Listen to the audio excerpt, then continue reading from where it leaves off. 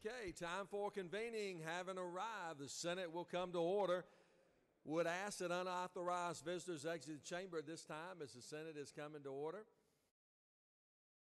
Chair now recognizes the distinguished senator from the 53rd, the distinguished and powerful Rules Committee Chairman. Thank you, Mr. President. It's a wonderful day at our Capitol. It is raining outside. Moment in history. Senator from the 1st will know this one. The sugar refinery explosion in 2008 happened today. The journal's been read and found to be correct. Thank you, Senator, for your good works. On the journal, is there objection dispensing with the reading of the journal? Reading of the journal is dispensed with. Is there objection to the confirmation of the journal? Chair hears none, and the journal is confirmed. All senators having bills and resolutions, please bring them to the Secretary's desk at this time. First reading and reference of Senate bills and resolutions. Senate Bill 387 by Senator Gooch of the 51st, a bill entitled an act, amend an act, entitled an act to create a new charter for the city of Dahlonega. State and local governmental operations. Senate Bill 388 by Senator Jackson II, Harbison the 15th, a bill entitled an act, amend Code Section 1611-221 of the OCGA relating to penalties. Judiciary. Senate Bill 389 by Senator Walker of the 20th, Kennedy of the 18th, and Lucas of the 26th, a bill entitled State and local governmental operations. Senate Bill 390 by Senator Jackson II, Henson of the 41st, and Williams of the 39th, a bill entitled an act, amend Code Section 1611-127 of the OCGA relating to carrying weapons. Judiciary. Senate Bill 391 by Senator Beach of the 21st, a bill entitled an act, amend Part 1 of Article 2 of Chapter 10. Transportation. Senate Resolution 715 by Senator Jackson II, parent of the 42nd, but the 55th, and others. A resolution honoring the life of Miss Juliette Gordon. Transportation. Senate Resolution 716 by Senator Jackson II, a resolution encouraging the Board of Regents of the University System of Georgia to implement higher education. Mr. President, that concludes the order. First reading and reference of House bills and resolutions. House Bill 398 by Resident Battles of the 15th and Burns of the 159th. Retirement. House Bill 588 by Resident Maxwell of the 17th, Coleman of the 97th, Benton of the 30th. Retirement. House Bill 683 by Resident Ralston of the 7th, Jones of the 47th, Burns of the 159th. Appropriations Committee. House Bill 692 by Resident Maxwell of the 17th, Green of the 151st, Buckner of the 137th. Retirement Committee. House Bill 724 by Resident Holmes of the 129th, a bill entitled an act, amend an act providing a new charter for the city of Monticello, approved March. State and local governmental operations. House Bill 729 by Resident Harold of the 106th, Fryer of the 118th, Corbett of the 174th, and others. Finance Committee. House Bill 730 by Resident Hawkins of the 27th, Dubnik of the 29th, Donahue. State and local governmental operations. House Bill 771 by Resident Nix of the 69th, a bill entitled an act, amend an act providing for the Heard County. State and local governmental operations. Mr. President, that concludes the order. Secretary will read reports of standing committees. Mr. President, Standing Committee on Natural Resources and the Environment has had under consideration the following legislation to report the same back to the Senate with following recommendation. House Bill 275 do pass by substitute. Senate Bill 332 do pass by substitute. My Senator Harper of the 7th. Mr. President, Senate Higher Education Committee has had under consideration the following legislation instructing to report the same back to the Senate with following recommendation. Senate Bill 82 do pass by substitute. Senate Bill 354 do pass by substitute. House Bill 448 do pass by substitute. My Senator Miller of the 40th. Mr. President, Senate Committee on Health and Human Services has had under consideration the following legislation. The instructing report the same back to the Senate with following recommendation. Senate Bill 364 do pass. Senate Bill 370 do pass by substitute. My Senator Unterman of the 45th. Mr. President, Senate Committee on Regulated Industries and Utilities has had under consideration the following legislation. Instructing report the same back to the Senate with following recommendation. Senate Bill 17 do pass by substitute. My Senator Ginn of the 47th. That concludes the order. Secretary will read bills and resolutions for the second time. Senate Bill 365 by Senator Ligon of the 3rd and others, Code Revision Commission, statutory portion of said code, revise, modernize, correct errors or omissions in and reenact. Senate Bill 373 by Senator Tippins of the 37th and others, judges of the Superior Courts, 11th judge of the Superior Courts of the Cobb Judicial Circuit, appointment of such additional judge provide. That concludes the order. Ladies and gentlemen of the Senate, it is now time for the morning roll call. Time for the morning roll call. Are there motions to excuse? Senator from the 33rd, do you wish to be recognized to excuse the senator? Yes, sir, Mr. President. Good morning. I ask for unanimous consent to excuse the senator from the 42nd for business outside the Capitol, sir. 42nd, without objection, senator from the 42nd will be excused. Chair now recognizes distinguished Public Safety Committee Chairman, the senator from the 56th. Thank you, Mr. President. I'd ask unanimous consent to excuse the senator from the 14th for business outside the Capitol. 14th, without objection, the senator from the 14th will be excused. Chair now recognizes the distinguished senator from Coweta County, senator from 28th. Thank you, Mr. President. I ask for unanimous consent to excuse the senator from the 27th for business outside the Capitol. 27th, without objection, the senator from the 27th will be excused. Chair now recognizes the senator from the 17th. Thank you, Mr. President. I ask for unanimous consent that the senator from the 23rd be excused for business outside the Capitol. 23rd, without objection, the senator from the 23rd will be excused. Chair now recognizes the senator from the 34th. Thank you, Mr. President. I ask for unanimous consent to excuse the senator from the 36th, business inside the Capitol. 36, without objection, the senator from 36 will be excused. Chair now recognizes the distinguished senator from Butts County, senator from 25th. Thank you, Mr. President. I ask for unanimous consent to excuse the senator from the 30th. 30th, without objection, the distinguished economic development chair will be excused. Chair recognizes again the senator from the 34th. Thank you, Mr. President. Thank you again. The senator from the 2nd, business inside the Capitol. 2nd, without objection, the senator from the 2nd will be excused. Any other motions to excuse? Senators, please signify your presence by voting the yea switch. Secretary will unlock the machine.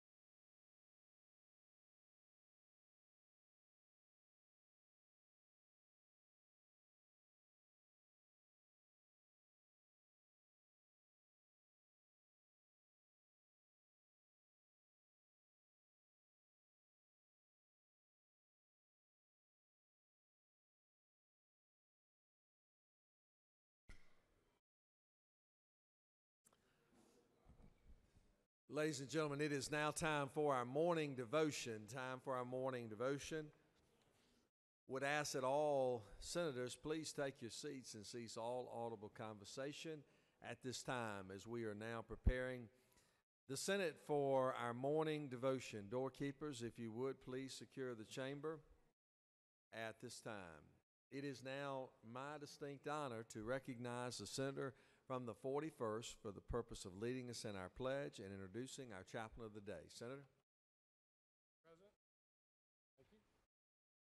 Pledge allegiance to the flag of the United States of America, to the republic for which it stands, one nation, under God, indivisible, with liberty and justice for all. Pledge allegiance to the Georgia flag, principles for which it stands, wisdom, justice, and moderation. Mr. President, I appreciate you introducing me today and allowing this privilege. This is the first time in my recollection that we've had a Hindu,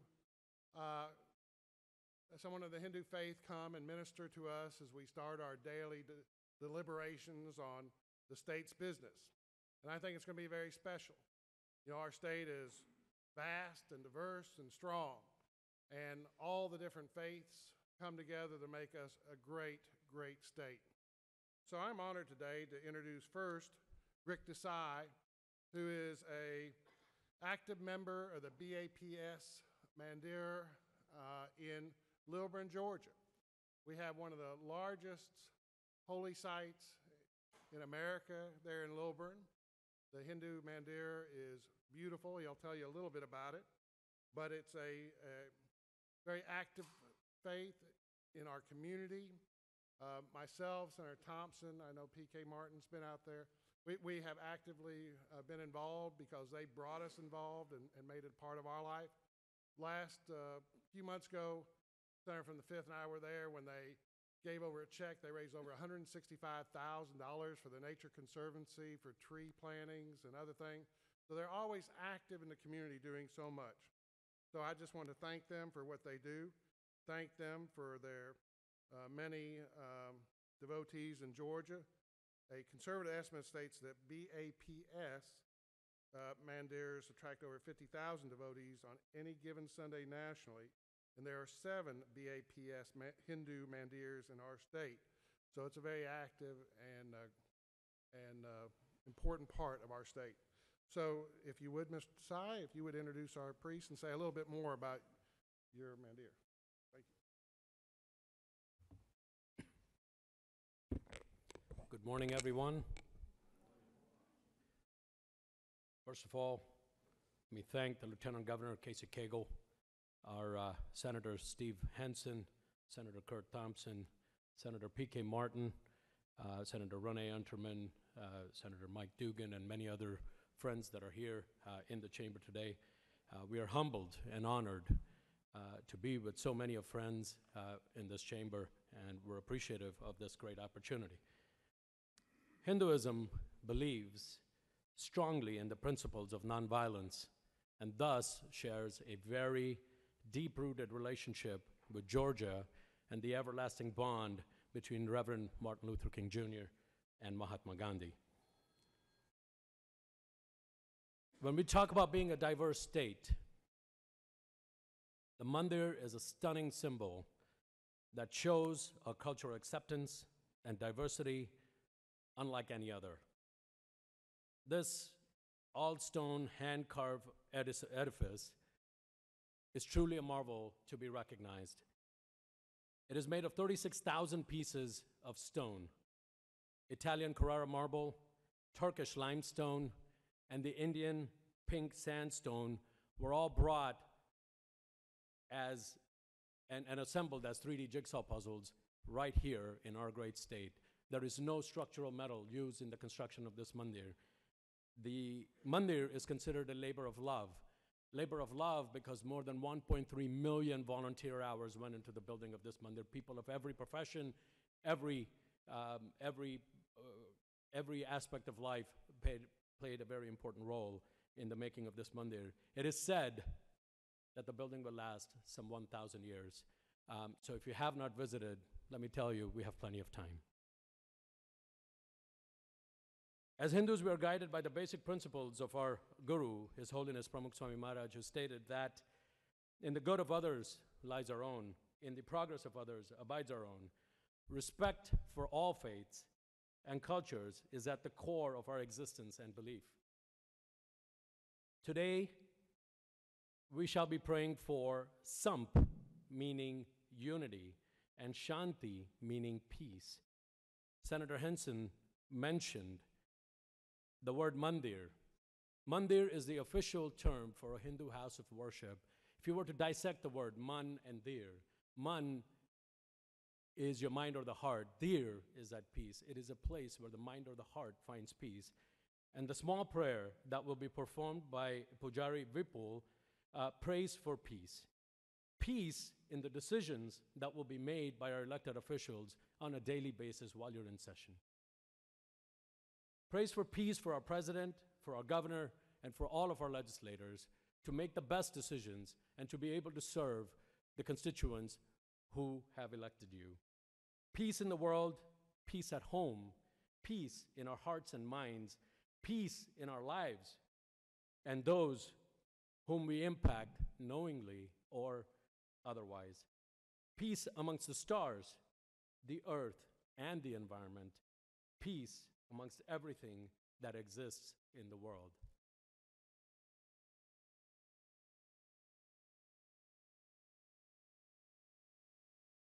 अथ शांति पाठः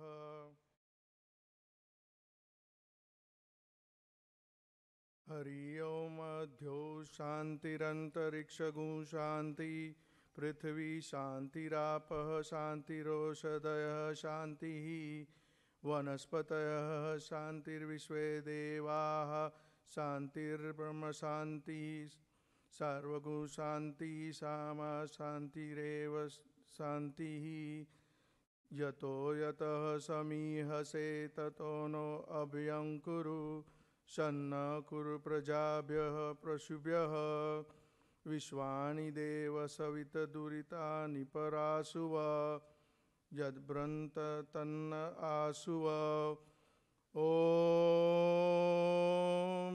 शान्तिः शान्तिः शान्तिः सुशान्तिर्भवतु सर्वारिष्टशान्तिर्भवतु जय स्वामी Thank you very much.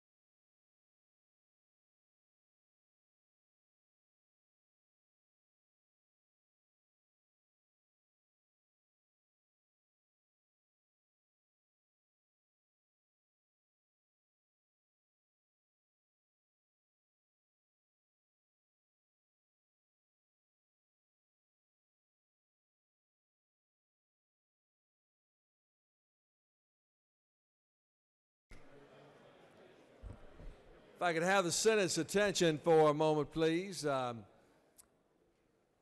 We always value and appreciate our physicians that come in from around the state to be our Doctor of the Day.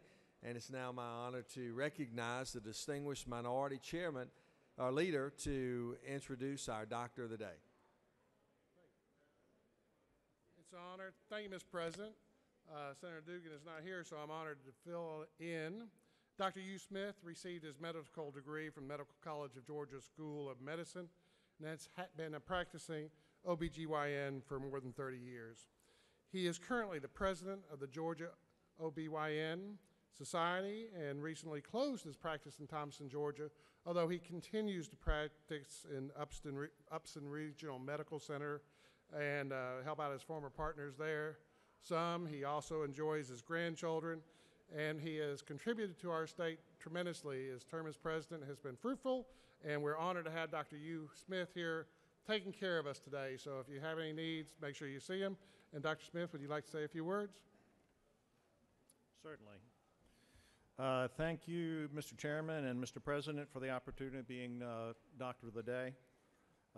As the Senator mentioned, I am a board-certified OBGYN doc, and I practiced in Upson Regional Medical Center, Upson County, for the past 37 years. This year, I also have the honor of being the president of the Georgia OBGYN Society, and I want to thank all of you for the service that you have given the citizens of Georgia, and thank you for the support that you've given the OBGYN doctors in Georgia, and also the primary care physicians. I am hopeful that in the coming years, we'll be able to work together to reduce the rate of maternal mortality in the state of Georgia. And I want to thank you again for the opportunity of being Doctor of the Day. And I just want y'all to remember that at the Georgia OBGYN Society, we deliver. Well done, well done. Absolutely, that's great. That's very picture.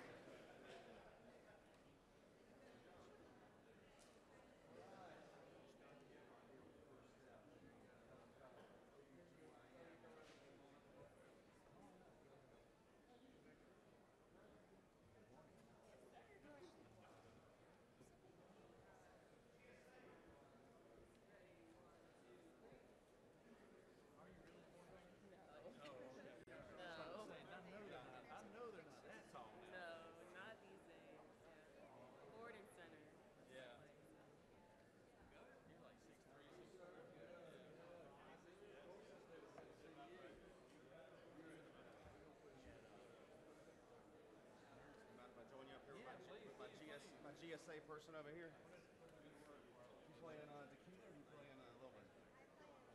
Awesome, my son does too. Yeah, he plays for U11. U11 boys. How old are you? 13. You're way older than him. You're probably way better than him too, aren't you? What position do you play? So you run a lot. Pretty good with your feet. You can pass it through balls. And would you rather take it over the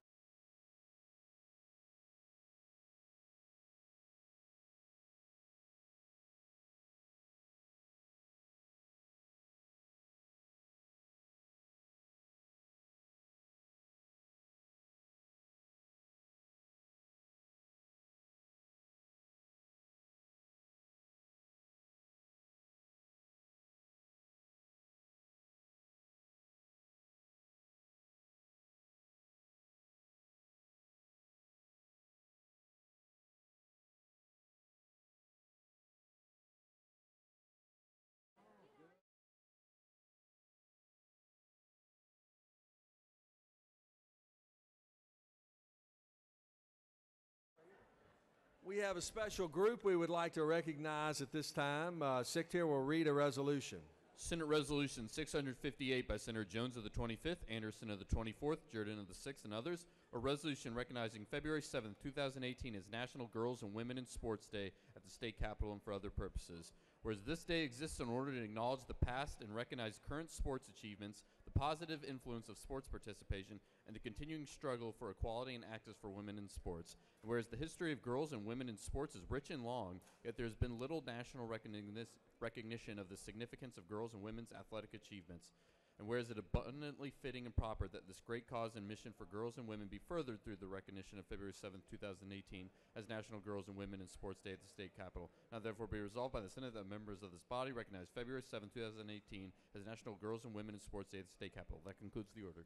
Is there objection to adoption of the resolution? The chair is none, and the resolution is adopted.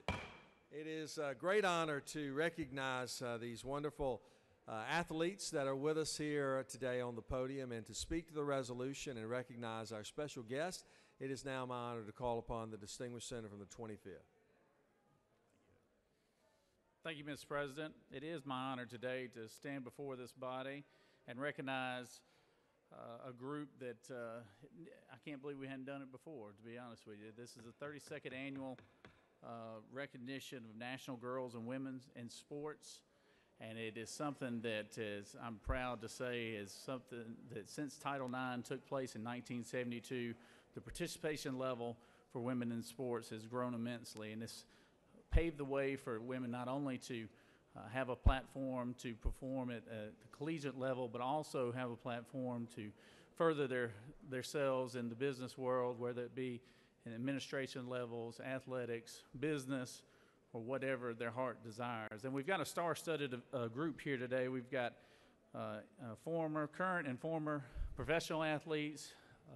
We have coaches, administrators from all across the state of Georgia who have been advocates for women in sports and for other causes pertaining to women and their continuous strive to equality in our great, great country.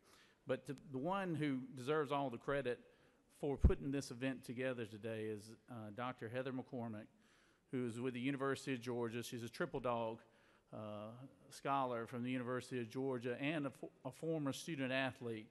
I'll just name a few things. She was a 1993 national champion, part of the 1993 national championship team, the 1991, 92, 93 SEC championship team. She holds 3 individual national championships, and she's a 9-time All-American. She was inducted into the Sports Hall of Fame in 2013. She was also inducted to the Circle of Honor for the University of Georgia in 2006. She currently is administrator, like I said before, with the University of Georgia in their gymnastics department, and she is a strong advocate for women's sports and does a fantastic job in promoting women athletics. I'd like for this body to welcome Dr. Heather McCormick here.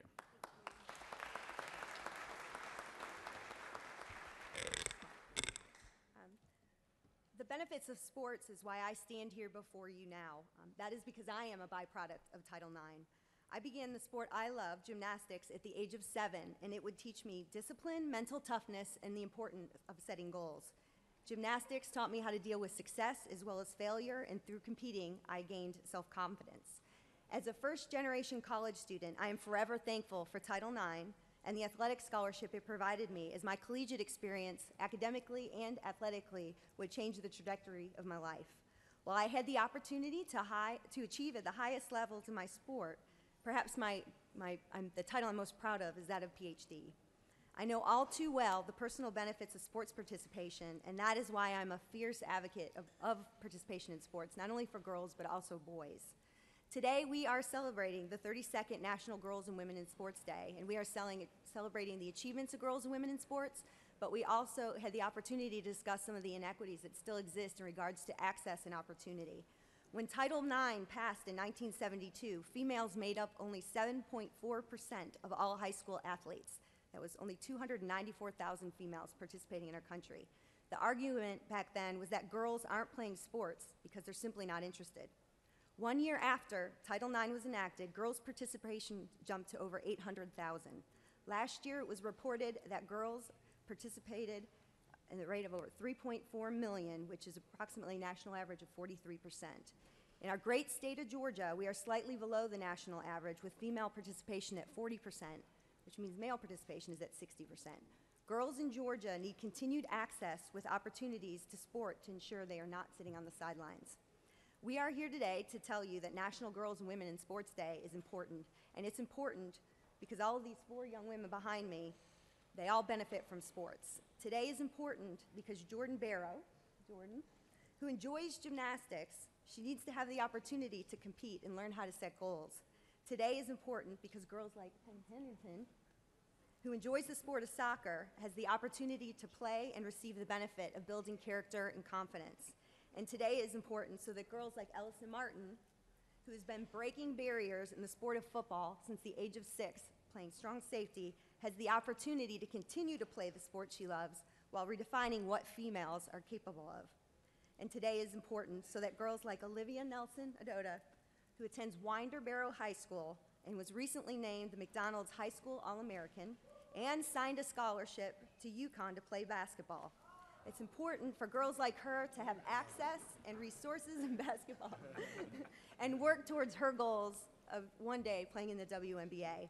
I would like to thank Governor Nathan Deal, Lieutenant Governor Casey Cagle, Senator Burt Jones for our opportunity for our group to be here today, and I thank you all for being invested in access and opportunities for girls and women in sports. Thank you.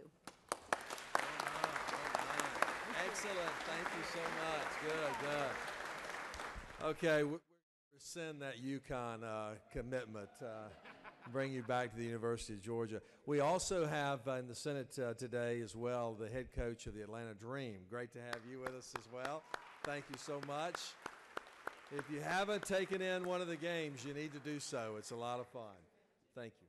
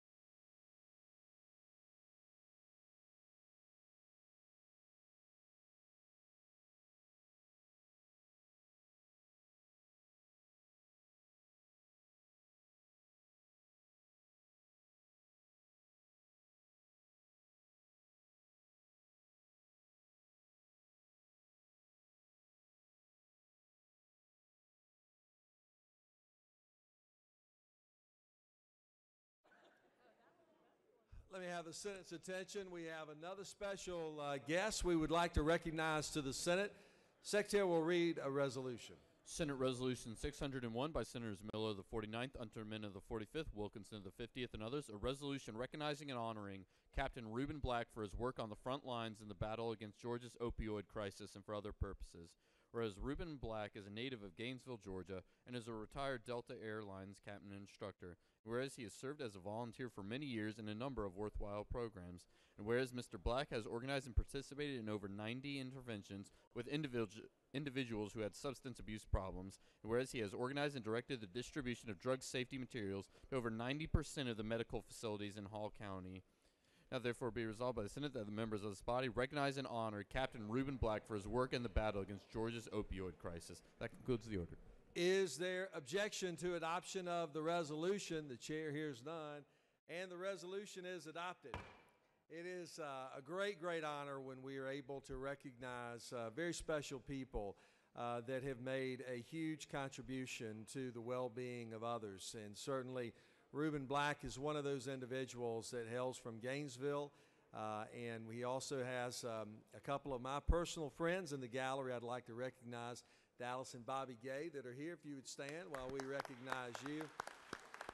Dear friends and wonderful people that have been on the front lines as well of the opioid crisis. To speak to the resolution and recognize this very special family that is present with us today, it's my honor now to call upon the distinguished President Pro Tem of this august body, the Senator from the 49th. Thank you very much, Mr. President. That's a hard act to follow. You introduced everybody, but it's okay. It's a great pleasure and a great honor to be here today to introduce and to honor Reuben Black. Captain Black was in the Army, later went to work for Delta Airlines, became a trainer for Delta Airlines, after retiring from Delta Airlines, came back to Hall County and used his skills in the business world to benefit so many others. Having a close friend that was battling the abuse of alcohol, Captain Black got involved in interventions and held numerous interventions all over Northeast Georgia and throughout the state, and has been instrumental in Project Dan, which trained 5,000 police officers on a 3-step program to save lives during an opioid overdose. It gives me a great pleasure to introduce Reuben Black and to acknowledge and thank his wife Margie, Patty Pitts, Sarah Clark, Will Pitts, Matt Pitts, and Tim Black for being here with them today. Please give them a warm Senate welcome.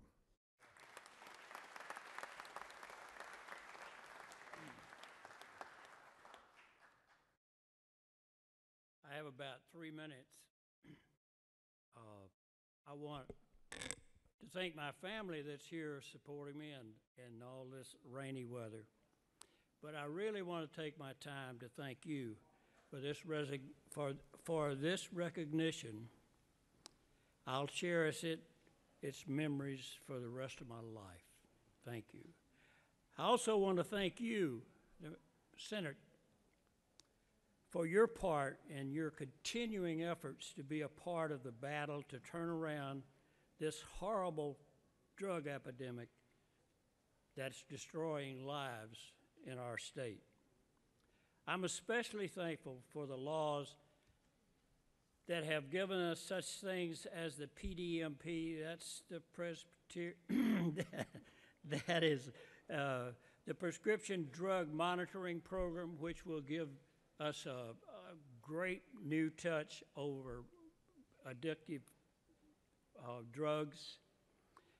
Then there was a 9/11 medical amnesty law that was signed by Governor Deal about 2 years ago that allows doctors and other people who are helping an overdose victim to help them with the maximum ability and be under the amnesty law. And then the ability to purchase naloxone was just done this year. You can purchase naloxone now without an individual prescription. And one of my memories of this day is that this is also the day that you presented to the Senate the opioid legislation bill, Senate Bill 352. God bless you.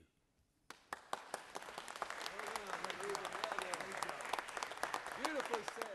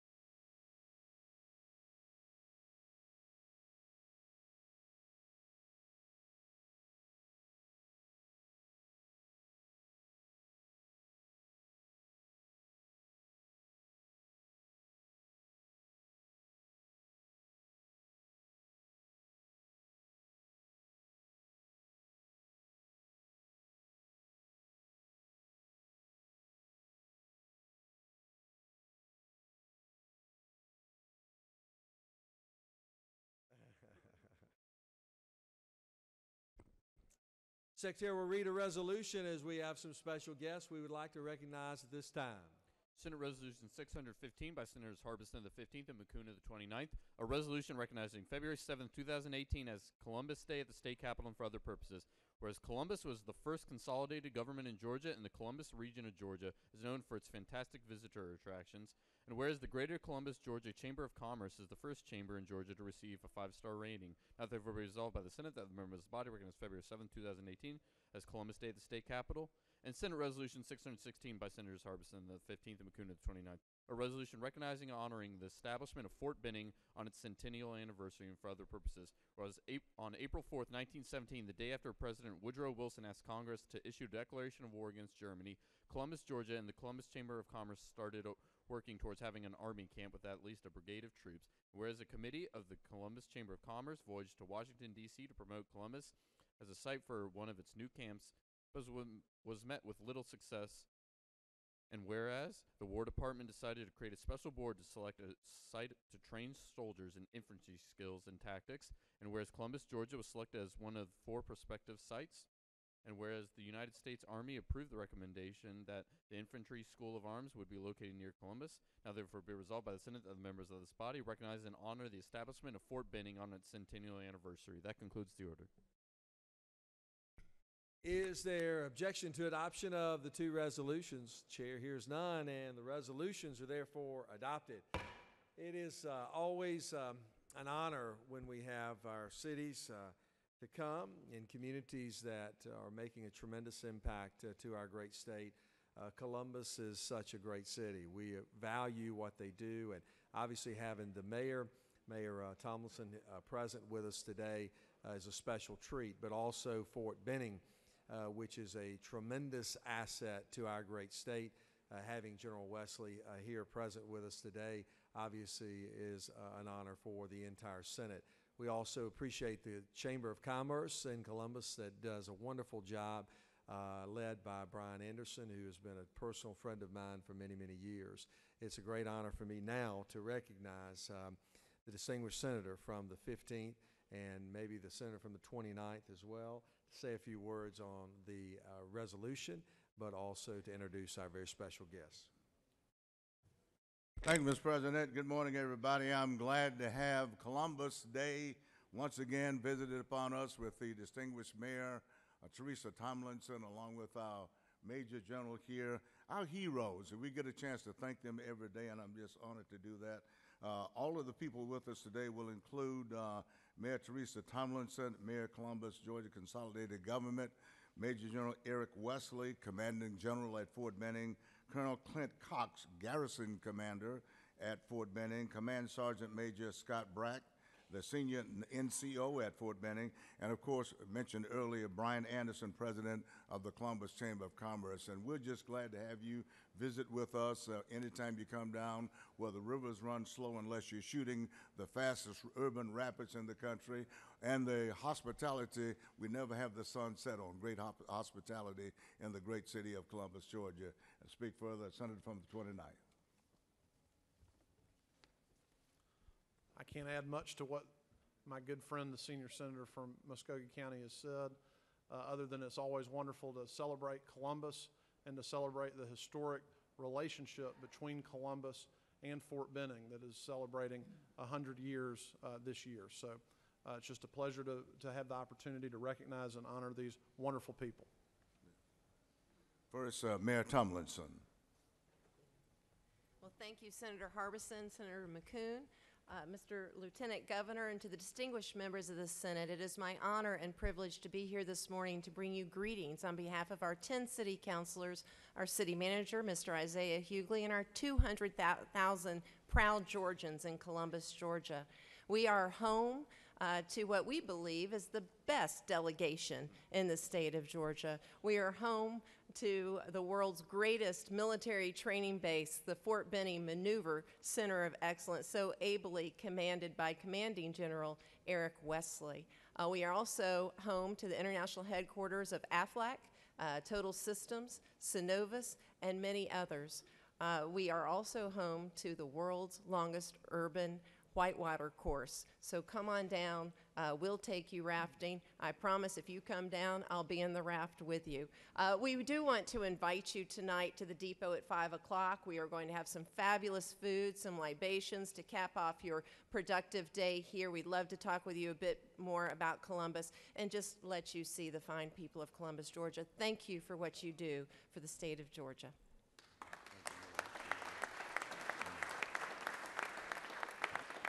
Thank you. And now some brief remarks from our Commanding General Wesley.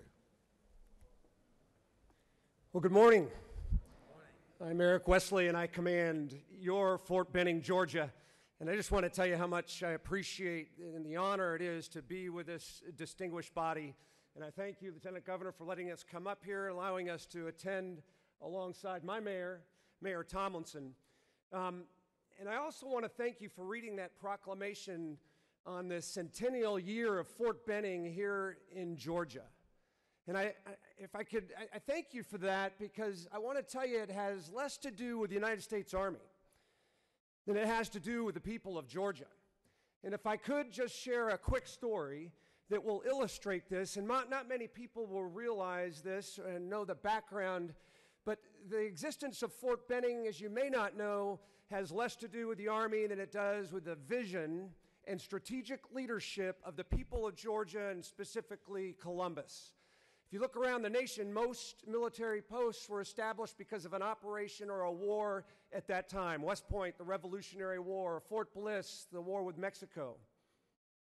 Not true of the Fort Benning. Fort Benning came about because of the vision of the people of Columbus. And what they saw was, they saw the world was changing. The world was changing because war was spreading across Europe, and the people of Georgia and Columbus said, you know what? We need to be a part of a rising nation and contribute to this peace and take advantage of that effort. And so Fort Benning came about and has extended its influence through Columbus in through Fort Benning to the leaders have gone around this world for over 100 years. And any leader of notoriety over the last 100 years, the United States military has been raised up by the people of Columbus. Now, there's two reasons I want to share that story with you very quickly. The first is the world is changing again. As a military officer, I can tell you we are in a strategic turning point, and one of the major installations that influence the Army is housed right here in Georgia. And whenever there is change going on, there is an opportunity. There's risk, but there's an opportunity. There's opportunity for Georgia because the United States Army, the United States government will be investing in Fort Benning, and I just commend to you that vision and that idea. The second reason I share it with you is the legacy of that vision of the Chamber back in 2017 has DNA and roots into the leadership in Columbus today. So with Mayor Tomlinson and the President of the Chamber, Brian Anderson, you see that same strategic vision, and they are now partnering with the Army in order to bring capacity and business into Columbus that will enable the national security of our nation. Ladies and gentlemen, thank you for allowing me to speak with you today and to enjoy this Columbus Day in the Capitol. God bless each and every one of you.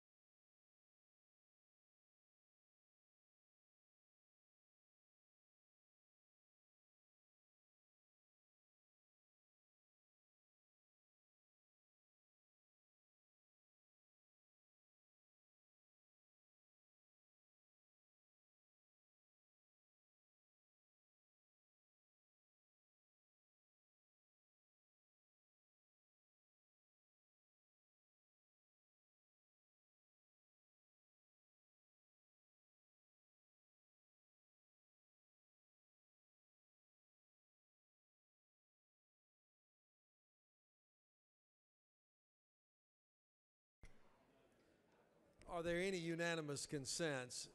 Senators wishing to rise on a point of personal privilege Chair recognizes the senator from the 35th on a point of personal privilege.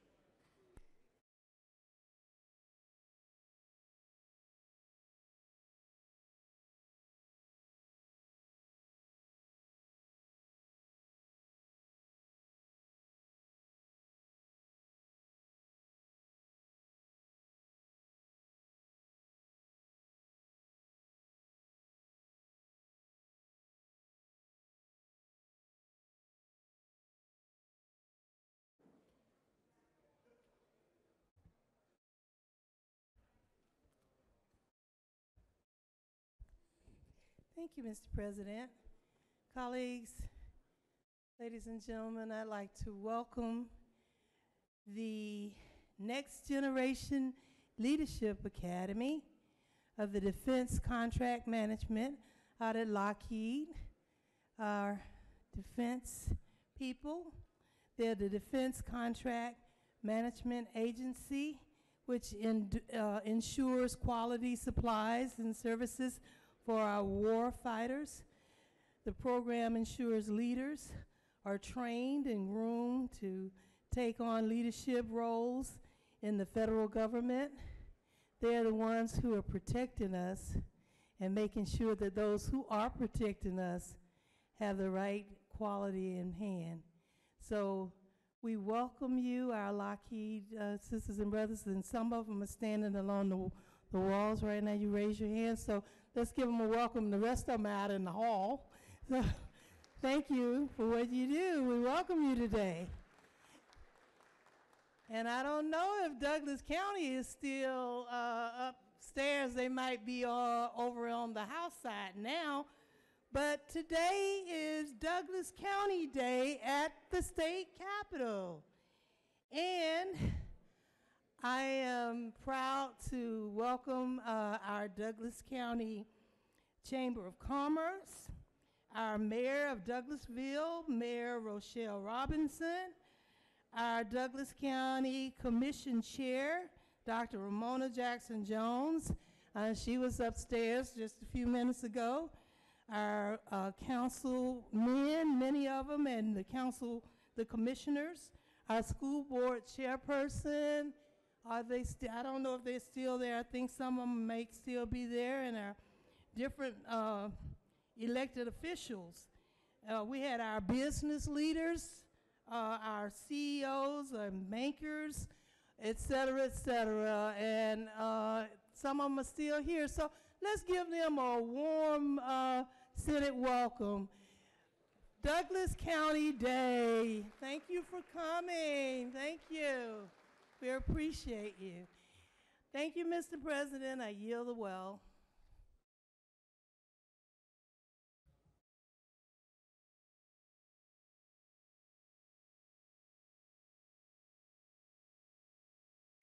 Chair now recognizes the senator from the 6th District for a point of personal privilege.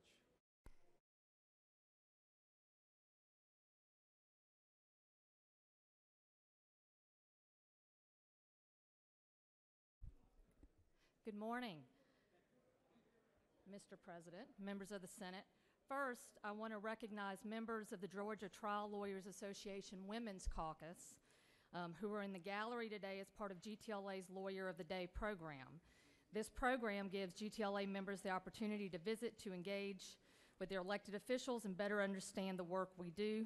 We're thrilled to have these amazing women with us today, and they hope you'll stop by for lunch in room 132 of the state capitol. Will y'all rise so we can see y'all? Thank y'all for being here. We appreciate it. On a more personal note, I want to bring to your attention to the fact that this is Dyslexia Day at the Capitol. When my son Lawton was 6 years old, his teachers came to us because Lawton, who could fluently discuss the differences between the Triassic and Cretaceous periods, could not learn basic sight words such as the, and, or a. Soon we discovered that Lawton was dyslexic. But we were incredibly lucky because in the 6th Senate District, we have the best of the best when it comes to early intervention, from the teachers who work in our public school system to schools like the Skank School or the Atlanta Speech School. It's the best of the best. But not all Georgia students are that lucky. And really what we should push for and what we should work for is early screening, early diagnosis, and early remediation for all Georgia students with dyslexia. Dyslexia has a profound educational impact on the education and lives of countless children and adults in Georgia. So it is fitting that this body recognize today, February 7th, as Dyslexia Day. So I want to recognize those in the gallery. There are a lot of students who are here in the Capitol today. So if you're in the gallery here today because of Dyslexia Day, if you could stand. They may be out in the halls, actually. Thank y'all so much.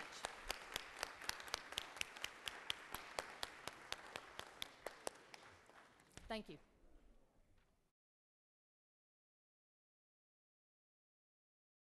Chair recognizes Senator from the 18th, distinguished majority chairman, on a point of personal privilege.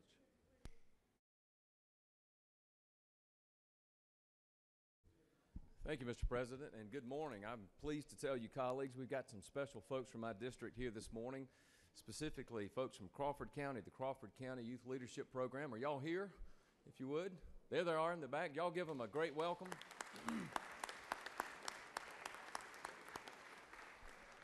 We are honored to have y'all here today. Hope you have a great time at the Capitol, and welcome. We look forward to you coming back soon. Thank you. I yield the well.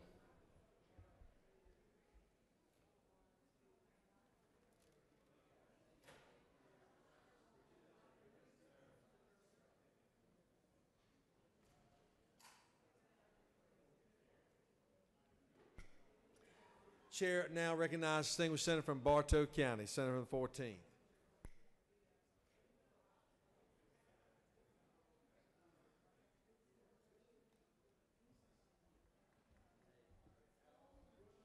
Thank you, Mr. President. Today I come to you with a heavy heart. We were made aware of a tragic situation that happened at North Cobb Christian School just a few days back, where a senior who goes to school with my daughter tragically died in an accident on the way home from school. And so I'd ask if we could have a moment of silence for the family of Kathleen Sutz, an 18-year-old young Christian leader out of North Cobb. Please pray.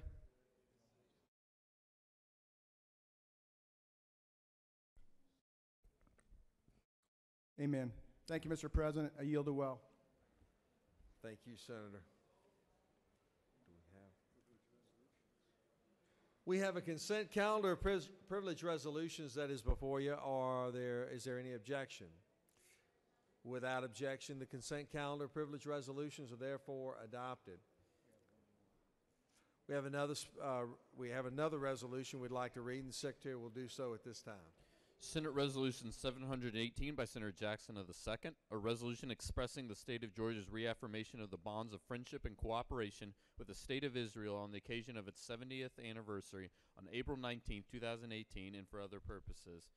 Be it resolved by the Senate that the members of this body recognize the historic significance of the 70th anniversary of the reestablishment of the sovereign and independent modern state of Israel, commend the people of Israel for their remarkable achievements in building a new state and a pluralistic democratic society in the Middle East, reaffirm the bonds of friendship and cooperation which have existed between the state of Georgia and Israel for 7 decades, and for other purposes. That concludes the order.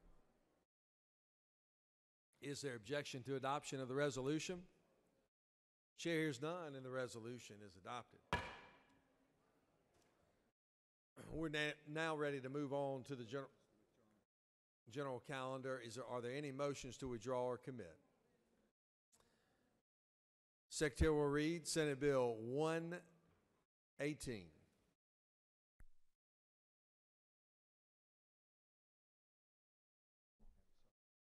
Senate Bill 118 by Senators Unterman of the 45th and others, bill entitled an act to amend Code Section 332459.10 of the OCGA relating to coverage for autism so as to change the age limit for coverage for autism spectrum disorders for an individual covered under a policy or contract and for other purposes.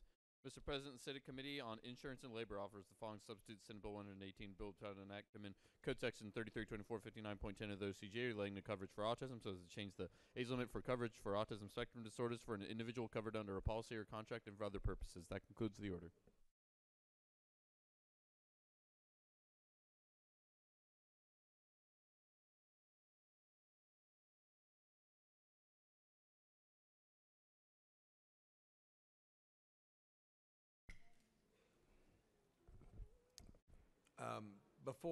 Let me recognize the senator from the 15th, just real quick, to recognize a special group in the gallery. Thank you so much, Mr. President.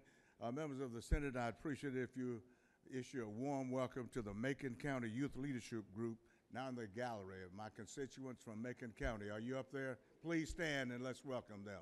Macon County Youth Leadership Group. Thank you. Thank you. Appreciate it.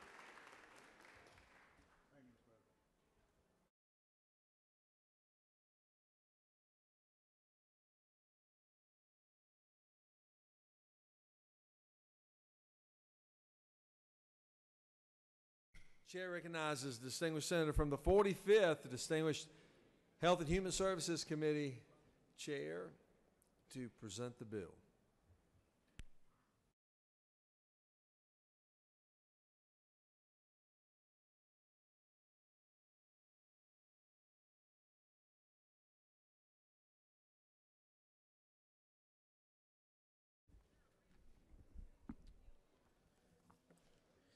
Good morning, ladies and gentlemen of the Senate. It's my honor to be able to come before you today, this morning, and present Senate Bill 118. And before I start, there's lots of people in the gallery, and we're so delighted to have so many people up there because they know that it's Health Care Day here in the General Assembly, in the Senate in particular. And before I start, it has been dubbed Healthcare Day. I want to say a particular thank you to the President of the Senate, the Lieutenant Governor. And the reason I want to say thank you, because I know I'm saying thank you on behalf of the other 55 senators, is because, as you say in the hinterlands, all the boys tell me the hinterlands, we've taken the bull by the horns, and that's exactly what the President of the Senate has done with healthcare transformation and reformation. And I'm very proud, and I know the Healthcare Reform Task Force is very proud to serve with him.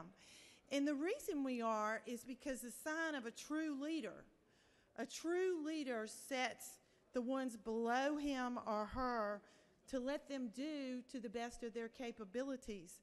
And that's exactly what the President of the Senate has done with the Healthcare Reform Task Force. He has set us free in the state of Georgia, and we have vetted many bills and many ideas and looked at many very, very complicated questions and issues and infrastructure changes.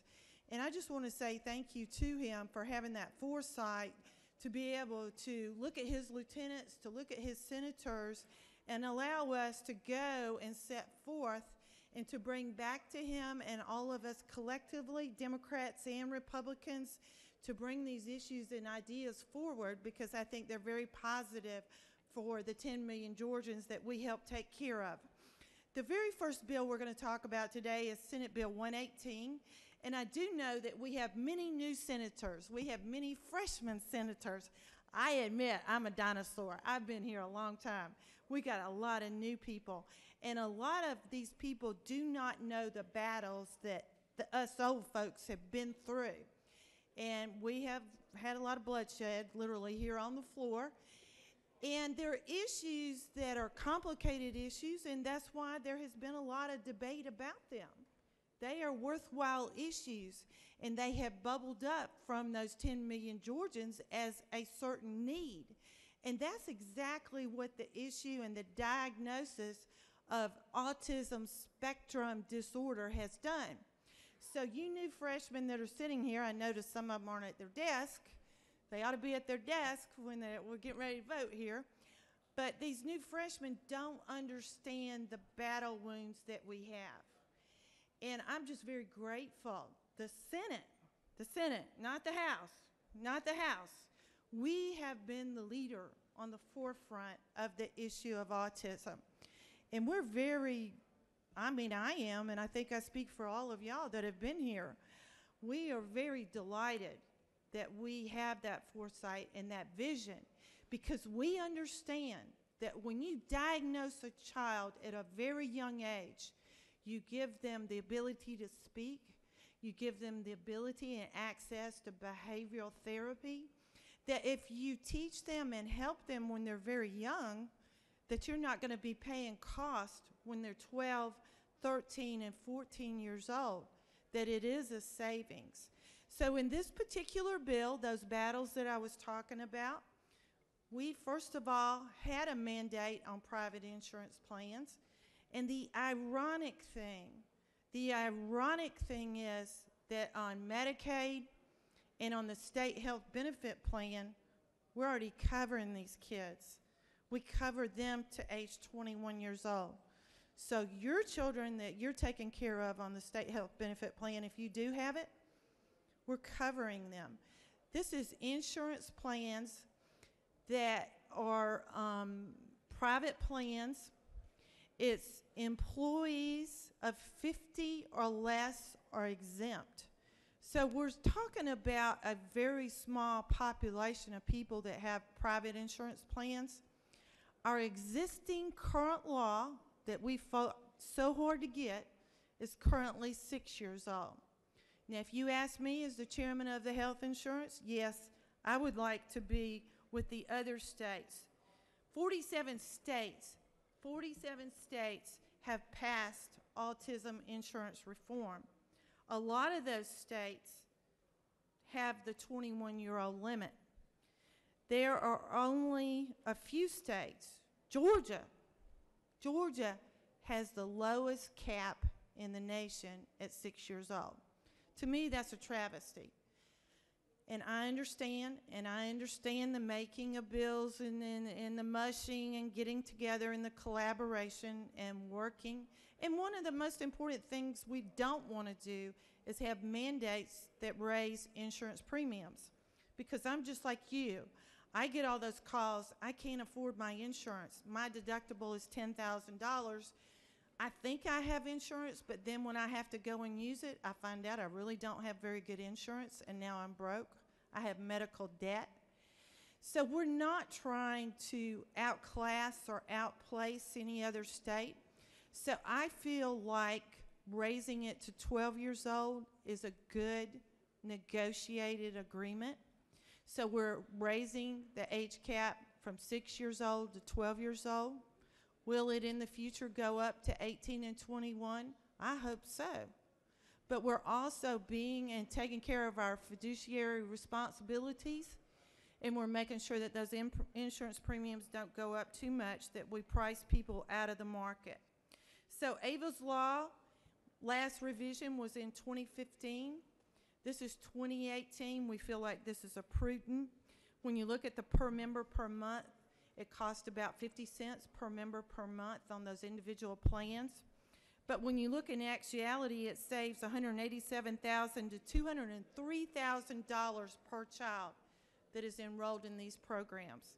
There are many people in here who have had children with autism spectrum disorder. I am one of those. I know the cost savings. I know the compassionate care that if you take care of little ones when they're young, that you're doing much better when they're adults, and they cost a whole lot more to take care of. And it is that compassionate way to be able to take care of these tiny Georgians. Mr. President, I know you're very passionate about this issue. I'll be able to answer questions or yield the well if there's no questions. One question. Chair recognizes Senator on the 56 for a question. Thank you, Mr. President. Will the chairwoman yield? Yes, I will. First, thank you for your continued great work and leadership with the President of our body on this issue. Isn't this true? This is one of the very few things that we can do in this chamber that will help children, help those with special needs, and save money all at the same time. That's exactly right, and I appreciate your support all these years. You've done a great job and have been a great champion for children in need. I especially appreciate that to the senator from the 56. Thank you, Senator. No further questions. Thank you. I yield the well. I ask for your favorable consideration. No, there is a question. My apologies. One question, if I might. Chair recognizes Senator from the 35th for a question. Thank you, Mr. President. Will the Senator yield? Yes, ma'am. This is a friendly question.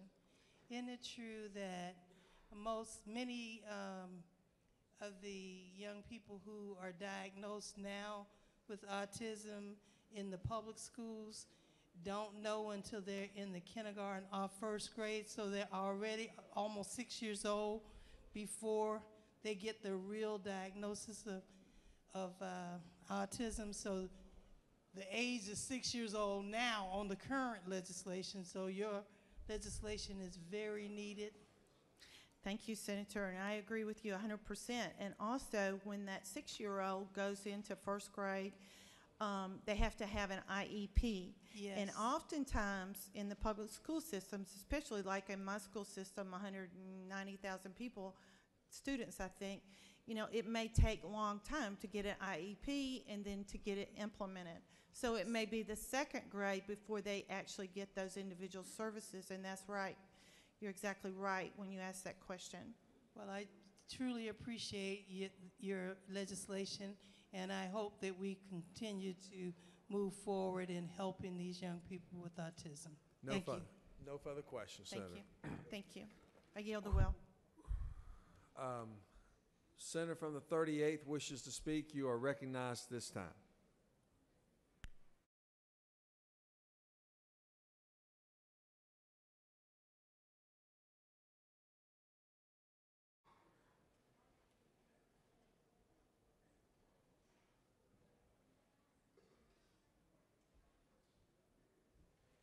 Mr. President, we just as the minority party would like to acknowledge all of the hard work that the senator from the 45th has done to bring this bill forward. She's worked on it tirelessly, as others have, over the years, and it is very important, and we just wanted her to know, and the whole body to know, how much we appreciate all of that hard work. Thank you so much.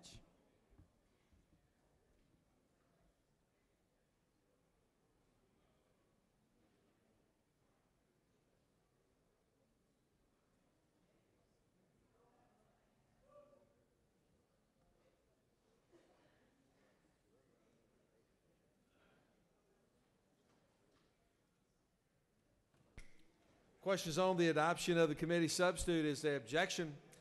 Without objection, committee substitute is adopted. Now, does any other senator wish to speak for or against the bill? Is there objection? Agreed and report of committee which favor will pass the bill. Chairs none. Report of committee is agreed to. Shall the main question be now put? Are there any objections? Chairs none. Main question is ordered. Shall this bill now pass? The question is on the passage of the bill. All those in favor of the bill will vote aye. Those opposed, no. Secretary, unlock the machine.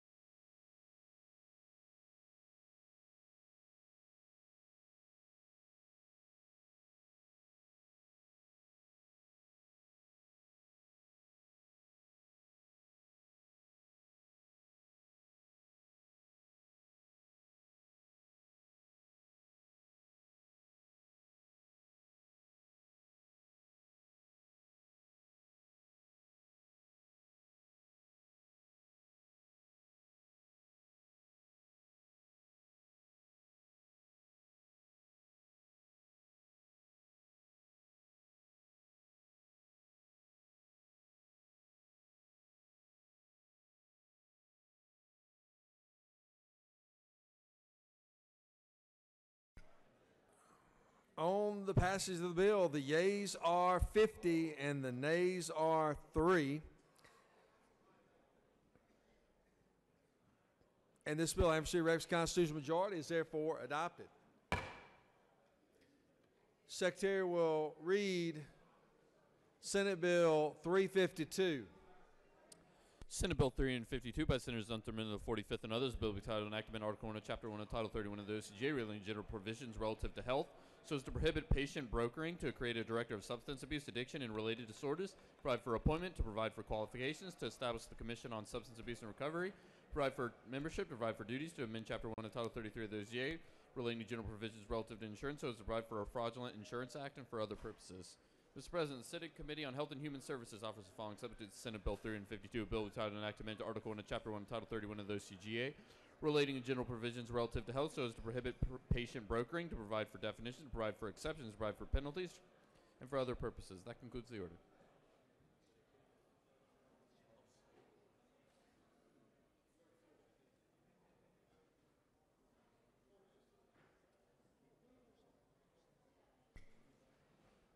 Chair recognizes again the senator from the 45th to present the bill. Let's quieten the chamber down just a little bit. It's really, really noisy in here. And I tell you what, before the senator from the 45th comes forward, let me have your attention. A couple of things. Let's be mindful. We always like to bring special guests in to have pictures, and obviously that's always a great honor and a treat to be able to do so.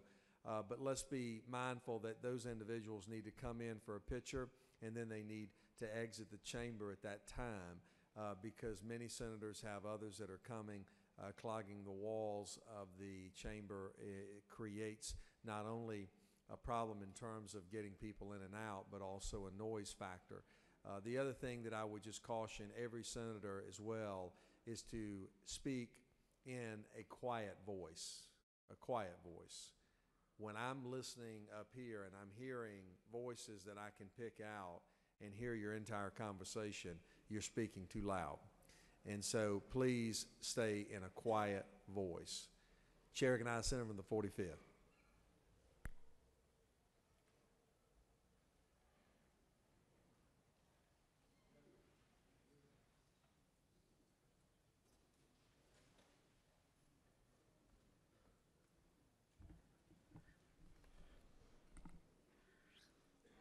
Can you see that? Yeah. Can you see that? Yeah, okay.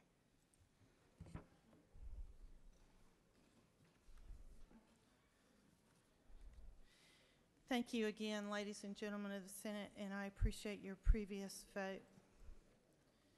And again, I want to reiterate and thank the President of the Senate, who has been our steadfast support on these bills. And I know in the gallery we have many people. The gallery is full. And we have many family members, whether they're mothers, fathers, sons, daughters. You may have lost your mother, your father. You may have lost your son or your daughter, or you may have lost your neighbor. And we are very grateful. I think we had 3 buses come down to the Capitol today to be on Capitol Hill. We're very grateful that you're here because I know it takes a lot of energy. We hear the thunder outside. It's raining hard. But you are on a mission, and I share that mission with you. And I'm sorry, and I apologize to my fellow senators. I think every one of you, 55 senators, know how passionate I am about this issue. And I appreciate your time to be able to listen, to hear me out, and to also hear the senator from the 11th. Both of these bills that you see on the calendar today go together. They are collaborative bills. One goes with the other. And the reason that is because one is an umbrella council and one is a commission that comes up underneath it. I think I got that just opposite. One is a council and one is a commission that comes up underneath it. So they're integrally related. And that's why they're so important that this Healthcare Transformation Committee that we came up with the President of the Senate, because these are big ideas. These are big ideas. But you know what? When we went around the state, we didn't drive hundreds of miles. We drove thousands of miles. And when we talked to the people, like the people sitting in the gallery, one of the #1 issues that kept bubbling up and floating to the top, just like the family members that were on the dais just a minute ago, is the opioid crisis. These bills, these 2 bills, did not come from me. They did not come from the senator from the 11th. They did not come from the gentleman standing behind me. These came and came and came from the 10 million Georgians who are demanding action, who are saying, yes, we have barriers to access to care. Yes, we have problems with our loved ones dying. I have up here with me, and I'm sorry I do not know the family's name. I met them. But this picture frame says, and I'm going to try my best not to cry, the love between a mother and a son lasts forever. And it's a picture of a young boy with the mother, and then a picture of when the boy grew up. And he looks like he's about 20 years old. And I dedicate this bill to two mothers I met. Never knew these mothers. They're from Gwinnett County in Lawrenceville. And one is a Gwinnett County school teacher, and one of all professions is a counselor, a licensed professional counselor. And unfortunately, they knew each other. They lived in the same subdivision in Lawrenceville. And their kids grew up in that same subdivision, very nice subdivision in Lawrenceville, 4 streets apart. But unfortunately, we have people peddling lethal substances. You know, I grew up in the 60s. I know the 70s. I know what I grew up with in high school. And you could dabble in drugs and smoke the marijuana and do your thing, and, you know, you went to school the next day. These kids dabble one time, not 2 times, not 3 times, but just like these 2 boys in Gwinnett County, 4 streets apart, 6:30 in the morning. One was to graduate from high school that night. One was a freshman in college, and they both died. The drugs were delivered to the doorstep one time, and they're gone. That's what this picture is all about. And it's a terrible subject to talk about. And when we went around the state, the very first drug forum I had was in Gwinnett County, and I had it with Judge Kathy Schrader, who's a Superior Court judge, a Accountability Court judge. We didn't advertise it. We put it on the internet. We're going to be at the Gwinnett County Courthouse. We're going to be in the auditorium. She and I planned it. Y'all know how methodical I am. She's a judge. It was done right. We walk in, not 400 people, not 500 people, 600 people. There was so many people in the Gwinnett County courtroom auditorium, they had to watch outside on the outside video, you know, TV monitors. So we didn't know what we had walked into. We didn't know. And at the same time, the president had started his healthcare task force reformation committee. And I'm like, oh my gosh, what are we going to be talking about? So then I started getting phone calls. Can you come to Cherokee County? We went to Woodstock Baptist Church. Can you come to Forsyth County? Can you come over to Cobb County and see the zone? And then, guess what? I started getting phone calls from y'all. The senator from the 20th wanted me to come to Warner Robins. I never made it to Warner Robins. The senators down in Savannah wanted me to come to Savannah, and it wasn't me. It had nothing to do with me. It had everything to do with those people sitting in the audience who had lost loved ones, who have seen the decimation of their families and other families, just like that neighborhood. When you're a neighbor, when this happens, and everybody says it can't happen to me, let me tell you, you don't know what your kids are doing.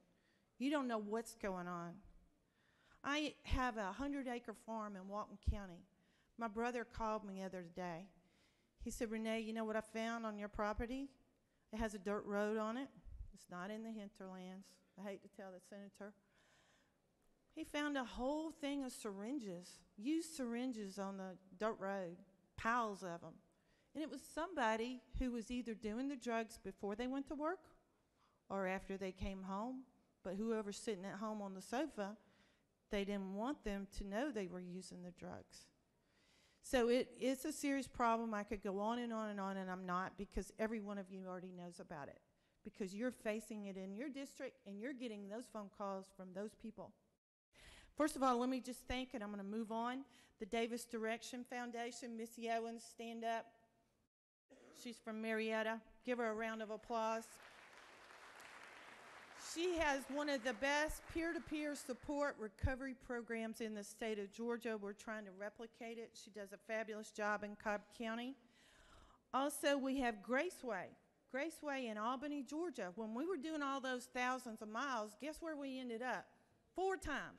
Not 1 time, 2 times, 3 times. 4 times in Albany, Georgia. A girl from Gwinnett County going to Albany, Georgia, but it was because of the demand. And I want to thank Darryl Sabbs. I want to thank the senator from the 12th for helping me set up those forums, and they were just like Gwinnett County. We filled up the aquarium down there, an auditorium down there. Did we advertise? Did we do a hubbub about it? No. People just come. It's like they're drawn like a magnet because they want help.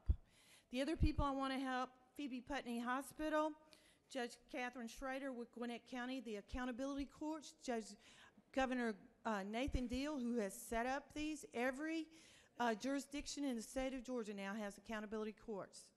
And the best thing we can do is help fund them and make them grow. Mr. Jim Ledford is in the audience. Would you please stand up? Mr. Ledford has written the Sarah report for 2 years in a row, and this has been our blueprint, our footprint. These aren't our ideas. We're not that smart. But we do have people behind us with the Substance Abuse Research Alliance. This is people from your districts. And I went to several of their meetings. They have over 100 people. These are experts in substance abuse problems who are coming together, and we appreciate that second white paper report. Part of that report is the basis of the bill that we have here. On your desk for my particular bill and for the senator from the 11th, there's over 20 letters of recommendation. It's under his name because we didn't want to print everything.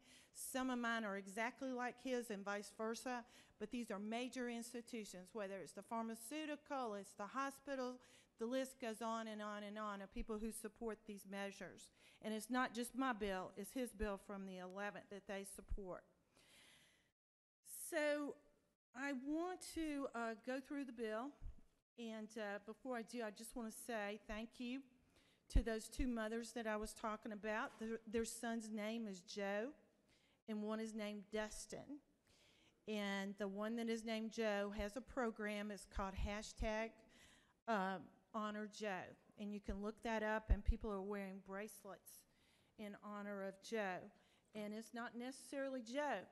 Joe is emblematic of every 18, 19, and 20-year-old boy in the state of Georgia suffering.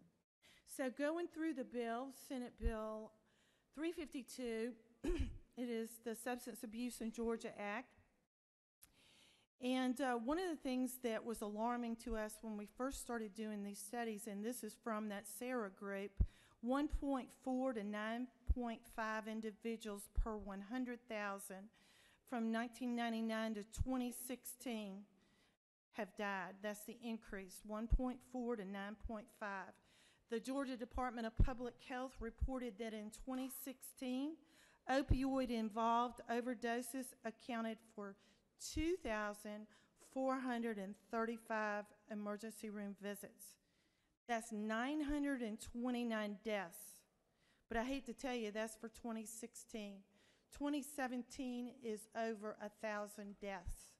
We are getting to the point where deaths from substance abuse and overdoses is greater than traffic accidents. And oftentimes they do cause those fatalities in traffic accidents. So you know the problem. Through the bill, one of the first things we talked about is patient brokering. And if you would have asked me a couple of years ago, just a couple of years ago, if I knew what patient brokering was, I'd say, what are you talking about? I never heard of that. I said, I've dealt in human trafficking, but never patient brokering.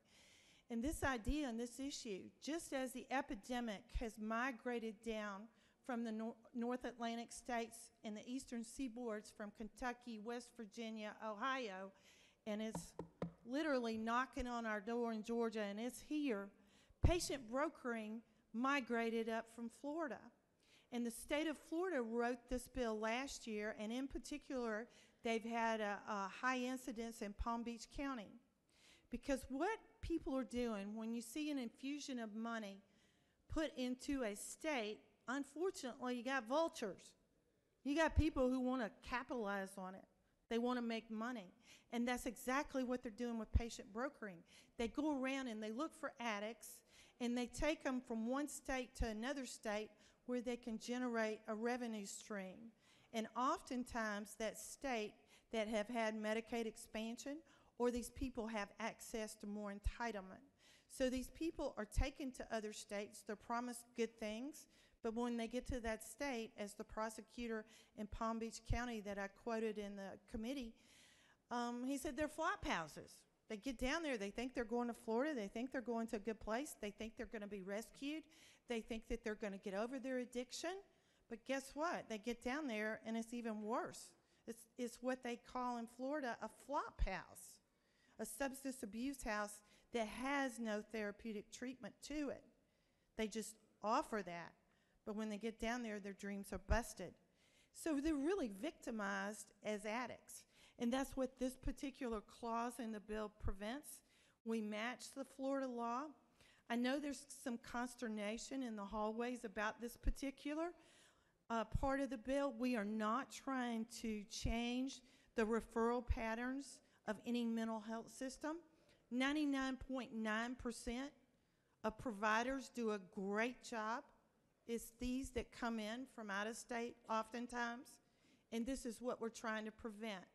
I did talk to Mr. Jimmy Lewis, who is an expert and represents Hometown Health, and most of y'all in the rural area know him. He said that this is occurring. He says that these rural hospitals that are closing up, they are potential sites for addiction centers, but they're not the kind of addiction centers that we think about that offer the quality services. They want to offer less services, and they use these people oftentimes with lab services and run up the fees to be able to collect the money on these people. The next part of the bill is the Commission on Substance Abuse and Recovery.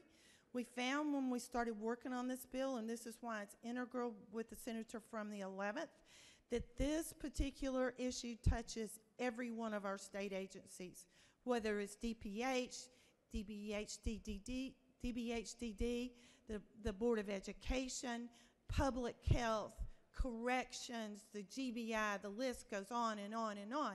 So what we're trying to do, just like we copied DBHDD's Executive Council, Behavioral Health Coordinating Council, we're trying to bring all these groups together so that they sit down at the same time and they work on the same issue. And an executive director over them, just like the governor appointed Bobby Cagle with the ...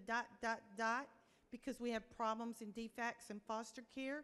He is directly accountable to the governor. He's gone now, but there's another position.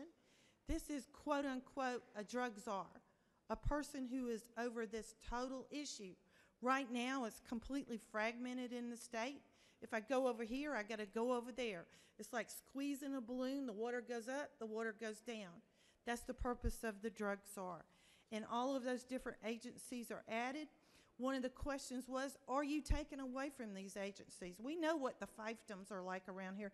No, we're not taking away from them. We're adding to them and helping them to do a better job to coordinate services for these people that are searching for it.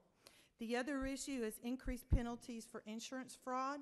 Unfortunately, like I was just talking about, the lab studies, unfortunately, there's people, and this is what we heard from the families. They look at their insurance report, and there's multiple billing for multiple testing, and it's unnecessary testing.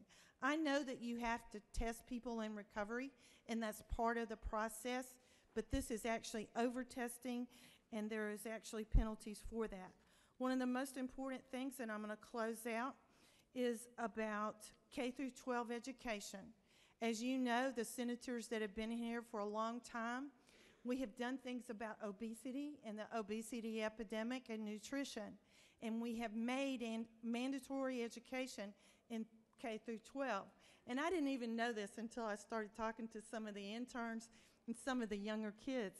It's called the Super Size Me video. And all of the younger kids know about it because they watch it before they graduate. And what it is, obviously I don't look at supersize.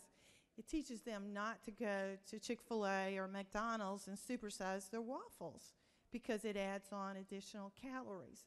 That's exactly the same code section that we're putting mandatory substance abuse education into the school system. Cobb County is already doing a great job with it, but the other counties in the state, the 159 counties, they need to also do a better job. So with that, Mr. President, the only other thing I wanted to mention is to say thank you. Thank you because you are the people who voted on that naloxone law that this gentleman that was standing back here on the podium before talked about. The importance of the antidote for Narcan. There has literally been thousands of people saved. Hall County and Gainesville have produced a video, how to save a life. They make that accessible to your counties if you want to teach your people how to save a life by using naloxone. It's a great thing that we've already accomplished. This is a long, long journey. The senator from the 11th and myself will be back here next year because I know these bills are going to have to be perfected, and we are going to make them better on this journey. And I want to thank the Lieutenant Governor for assisting me and his staff, and I want to thank especially, not just these parents and loved ones that are sitting up here, but all of your constituents. And in the memory of all the people who have already died, the best thing we can do is to give hope. Hope for recovery, because there is recovery. We know recovery is a long process. It's a lifetime process. But essentially what you're doing with this bill, you're handing it to your constituents and say, we do have hope for recovery. We're in this journey. We're going to put money where our hearts and minds are. We're going to help you on this journey. And we're not going to be like these other states of Kentucky and Ohio. So, Mr. President, with that, I know I went a little bit too long, but I appreciate it. And I'm sure those senators know my passion. And I know I wear y'all's ears out, but that's okay. I'm going to keep on wearing your ears out. So, Mr. President, I'll answer any questions. There are no questions. Thank you, Mr. President, and I appreciate it. Questions on the adoption of the committee substitute? Is there objection? Without objection, committee substitute is adopted. Now, does any other senator wish to speak for or against the bill? Is there objection? Agree on report of committee which fair will pass the bill. Chair is none. Report of committee is agreed to. Shall the main question be now put? Are there any objections? Chair is none. Main question is ordered. Shall this bill now pass? Questions on the passage of the bill. All those in favor of the bill will vote aye. Those opposed, no. Secretary, unlike the machine.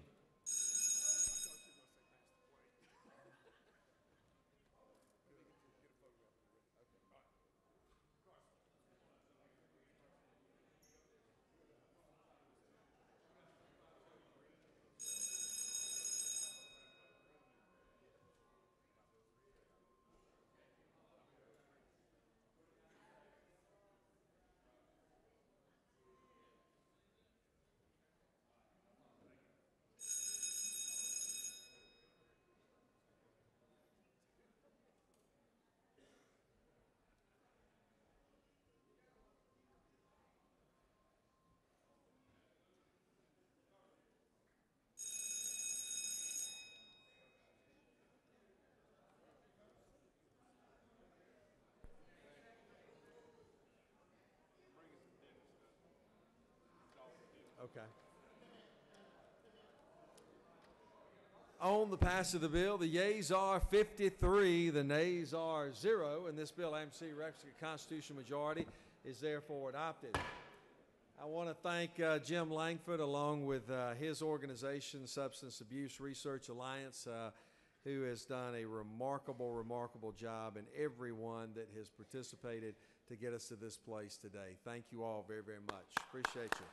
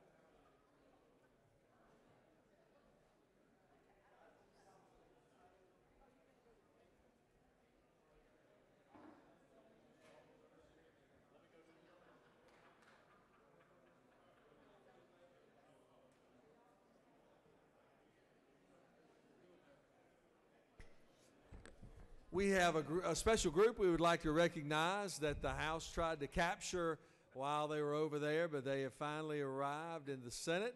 And Secretary will read a resolution. Senate Resolution 626 by Senators Harper of the 7th, Heath of the 31st, Brass of the 28th, and others. A resolution recognizing and commending the Chattahoochee District on being named the Georgia Forestry Commission's 2017 District of the Year and for other purposes. Whereas each year, one forestry district is selected as the Georgia Forestry Commission's District of the Year based on measures of accomplishments that include customer satisfaction, fire prevention efforts, number of miles of fire breaks plowed and harrowed, acres of prescribed burning accomplished, training hours logged, equipment and facility appearance, reforestation efforts, and landowner forest management plans completed. Whereas now therefore be resolved by the Senate that the members of this body recognize and commend the Chattahoochee District on being named the Georgia Forestry Commission's 2017 District of the Year. Senate Resolution 627 by Senators Harper of the 7th, Heath of the 31st, Brass of the 28th, and others. A resolution recognizing and commending the Bleckley-Pulaski Forestry Unit on being named the 2017 South Georgia Unit of the Year by the Georgia Forestry Commission. Now therefore be resolved by the Senate that the members of this body recognize and commend the Bleckley-Pulaski Forestry Unit on being named the 2017 South Georgia Unit of the Year by the Georgia Forestry Commission. Is there objection to adoption of the resolution? The chair is none. The resolution is adopted. We very much appreciate our Forestry Commission and all the good work that they do across our state. Certainly, our new commissioner, Chuck Williams, is here with us today, and he is providing wonderful leadership as well. To speak to the resolution and recognize our special guest, it's now my distinct honor to call upon the new Natural Resources Committee Chairman, Senator from the 6th, or 7th. Thank you, Mr. President. Ladies and gentlemen of the Senate, we did have to drag these individuals over from the House side, but we're glad they finally made it to the Senate this morning. With that said, it is a pleasure to recognize the Pike, Spalding, Lamar, Upson, Clayton Forestry Unit on being selected as the North Georgia Forestry Unit of the Year, as well as the Bleckley-Pulaski County Forestry Unit on being selected as the South Georgia Forestry Unit of the Year. And as far as the District of the Year, it's a privilege to acknowledge the Chattahoochee District on that recognition. These men and women in our Forestry Commission, and these individuals behind me, prove and show that their commitment to leadership, education, and service to our forestry industry across our state and to the forest resources that we all share. They also are leaders in our conservation efforts, and they have demonstrated their excellence in wildlife prevention and suppression, reforestation, and prescribed burning, among many, many other services that our Forestry Commission provides on a day-to-day basis. And it's just an honor to be able to recognize these individuals for the jobs that they do. Standing behind me on the podium, I'm going to call on the director in a second to bring a few comments, but we have the Chief Ranger of the Bleckley-Pulaski Unit, Mr. David Brown. We also have the Chief Ranger of the Clayton Pike Lamar Upson Spalding Unit, Mr. Jeff Kennerly. We also have Jeff Sibley, who is the District Manager of the Chattahoochee District. We're glad you're with us today. And Tyler Mamely. Did I get it right? No, I screwed it up. I still didn't get it right. He told me 3 times, and I still didn't get it right, but it's okay. I'll blame it on our pro tem. As the Forest Ranger, he's a Forest Ranger in the Clayton Pike, Lamar, Upson, Spalding area. Forestry is a $35 billion economic impact in our state. We are the #1 forestry state in the country. We could not do that without the support and the help of our forestry units across our state and the good job and the good work the men and women in our Forestry Commission do on a day-to-day basis. I'm going to call on the director to bring a few comments, but we want to congratulate these men and women for the hard work that they do, and the men and women in the gallery who are here also with us today. Director? Chairman Harper, thank you. I think next time I have a Rotary Club engagement, I'm going to ask you if you would do that in my stead. It is a pleasure and honor to be in front of the Senate today. Mr. President, thank you for allowing us to be with you today. I want to thank you, obviously, for the courtesies you extended me when I was across the hall for a few years. As Senator Harper said, forestry, we're the #1 forestry state in the nation. That doesn't happen by accident. It comes with the support that you give us, both financial support, moral support, and everything. It's really an honor for me to work with the almost 550 professional men and women of the Forestry Commission, and if you have any issues in your districts back home that we ever need to talk about, please look me up. And again, it's an honor to be with you, and thank you for allowing us to honor the men and women who actually get the work done in the Forestry Commission for their work. Thank you very much. And all the foresters that are up in the gallery, let's give them a round of applause as well. Stand up, guys. Thank you very much. Appreciate y'all. Excellent. Well done.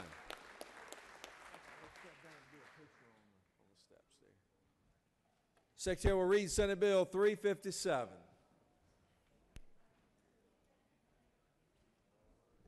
Senate Bill 357 by Senator Burke of the 11th others, a bill with title and act amend Title 31 of the OCGA relating to health so as to create the Health Coordination and Innovation Council of the State of Georgia to amend other provisions of the OCGA so as to provide for conforming changes and for other purposes. Mr. President, the Senate Committee on Health and Human Services offers the following substitute to Senate Bill 357, a bill with title and act amend Title 31 of the OCGA relating to health so as to create the Health Coordination and Innovation Council of the State of Georgia to provide for legislative findings and declarations, create the council and assign for administrative purposes, to provide for membership, staggered terms, and vacancies, and for other purposes. That concludes the order. Chair recognizes the distinguished senator from the 11th from Bainbridge to present the bill.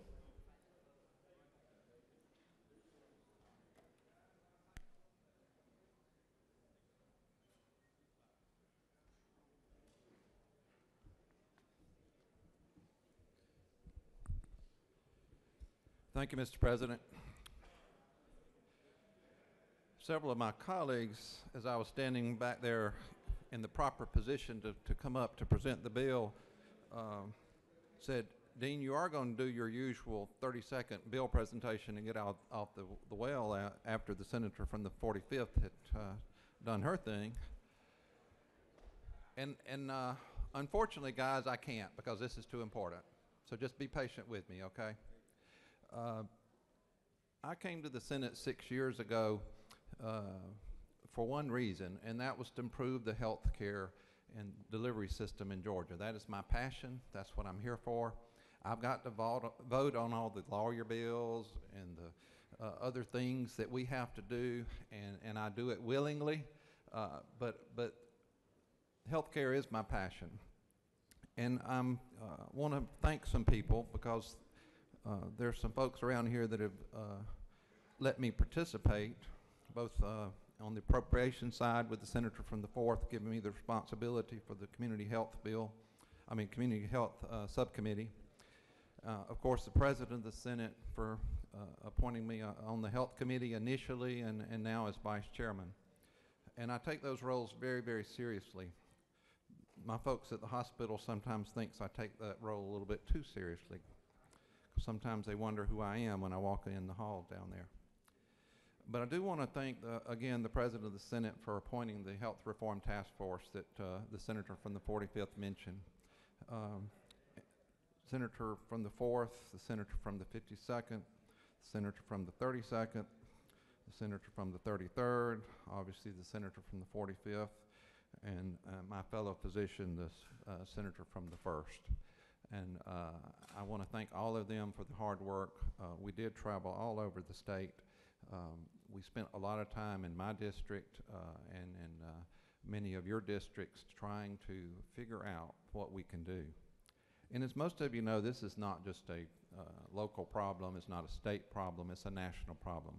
Healthcare delivery system in our country is in crisis, both from an economic and financial standpoint.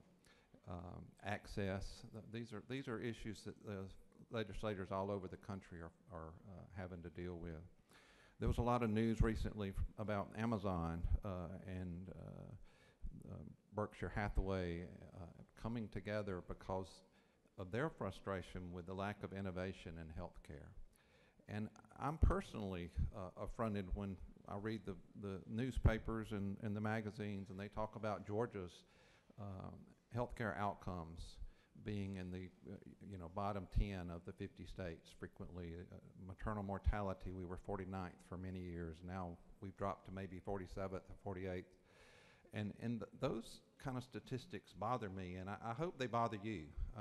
We're the #1 state in the country to do business, have for 6 years. We have got some of the finest education facilities in the country, with two of our public universities being in the top 25 in the country. We've got great medical schools here with Emory and Morehouse and Mercer, Philadelphia College of Medicine, and of course my alma mater, the Medical College of Georgia. We have got great scientists who give their lives to improving our healthcare system. And so what I think our task force heard from all of these experts through the last 6 to 9 months was, we need a North Star. We need somebody to say, these are the healthcare priorities in Georgia, and all of our agencies and healthcare professionals have to work together to accomplish that. We have to use science to guide the accountability and the goals that those issues require, because if you don't measure, you're not going to have the outcomes that you want to accomplish. And again, this is extremely complex.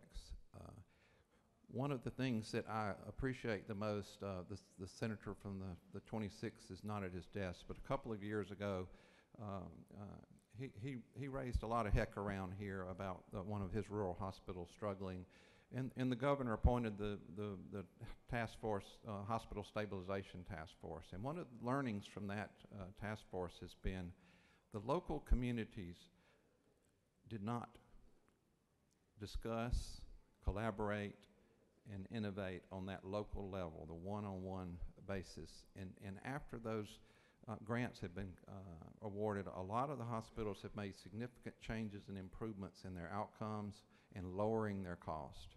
And what our bill, Senate Bill 357, does is to try to duplicate that, because we've got to get rid of waste, we've got to collaborate, and we've got to innovate if we're going to change the outcomes of the citizens of Georgia's health statistics. This bill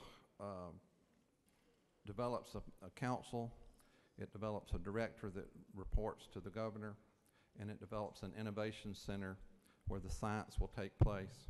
And I think that that will give us a great infrastructure so that we can have measurable improvements over the next few years.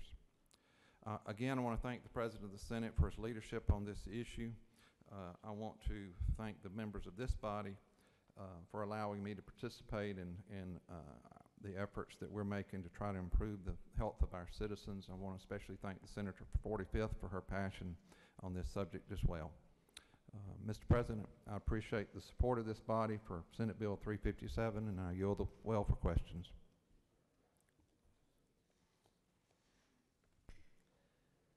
No questions. Thank you. Thank you, Senator. Chair recognizes Senator from the 33rd, who was a distinguished member of the task force, speak to the bill.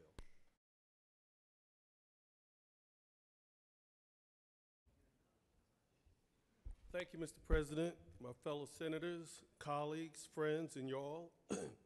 Today I rise to support Senate Bill 357, which is the first bill to come out of the Georgia Healthcare Reform Task Force, of which I was a member.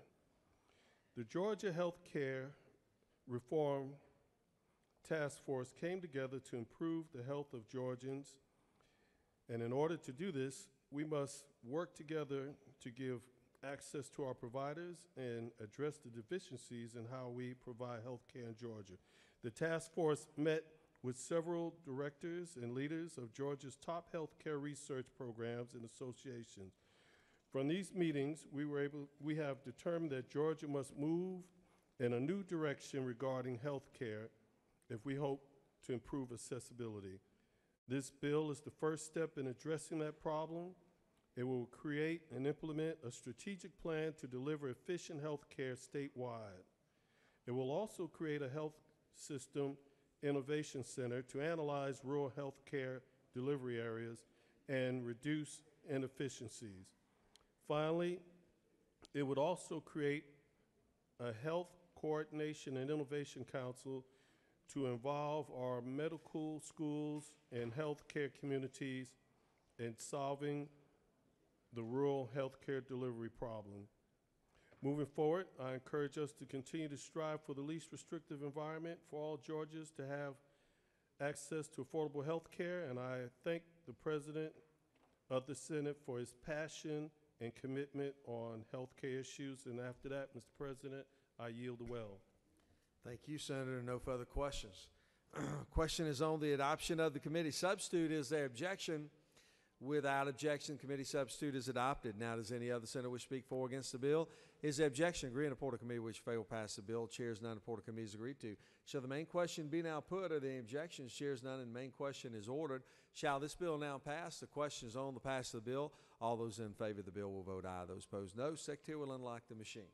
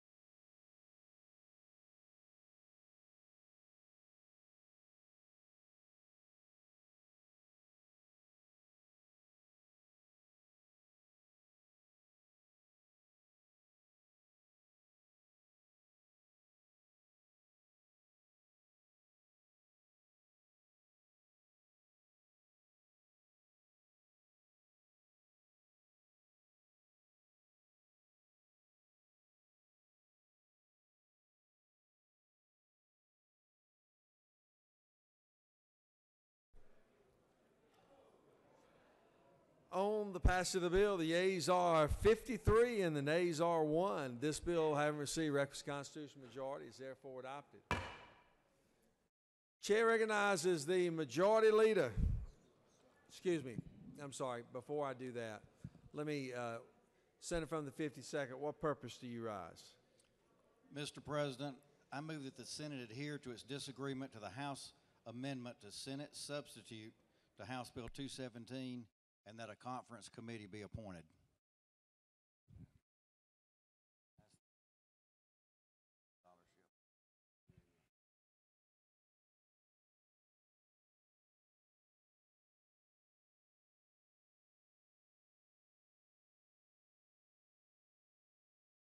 Read the caption. House Bill 217 by Representative Carson, the 46th, and others, a bill titled enactment, Article 2 of Chapter 7, Title 48 of the OCGA, relating to imposition, rate computation, and exemptions from state income taxes, so as to increase the amount of the aggregate cap on contributions to certain scholarship organizations in order to receive income tax credit and for other purposes. That concludes the order. Senator from the 31st, what purpose do you rise? Check. Just an inquiry, is this action, would that be considered under Rule 7-1.10, a motion to adhere to Senate's amendment or disagreement to a House amendment and appoint a conference committee? I'm not sure of what rule you're citing. 7-1.10, relative to special actions?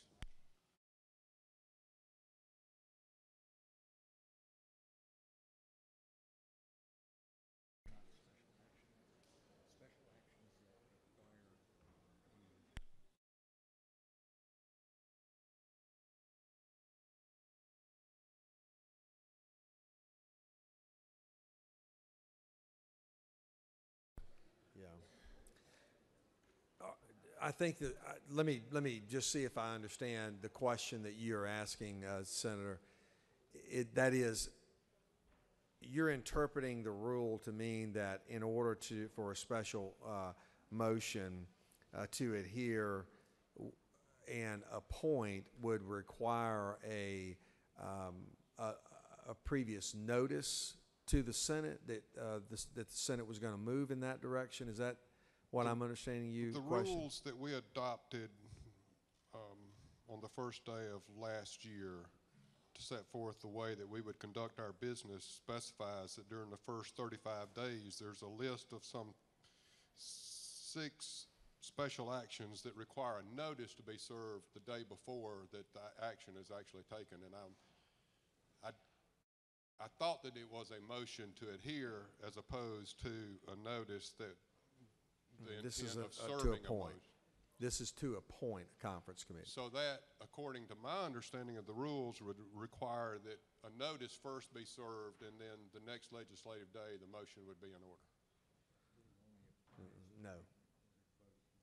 Yeah, only it is only required when a recorded vote is necessary. So I guess I need clarification about 7-1.10, parentheses 6, which states a motion to adhere to the Senate's amendment or disagreement to a House amendment and to appoint a conference committee or committee of conference.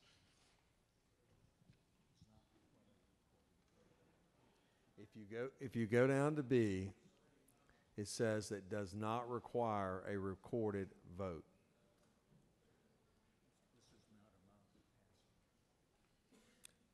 This is not a final passage, Senator. I mean, we're not, you're not serving notice to, a day before to come speak in the well or make a motion or request a parliamentary inquiry. I mean, if it's a final passage, then yes. So is paragraph 6 of that section out of order? I mean, it specifically seems to address the action that we seem to be about to take. I just believe that if we're going to have rules, we need to abide by them. Well, Senator, no one.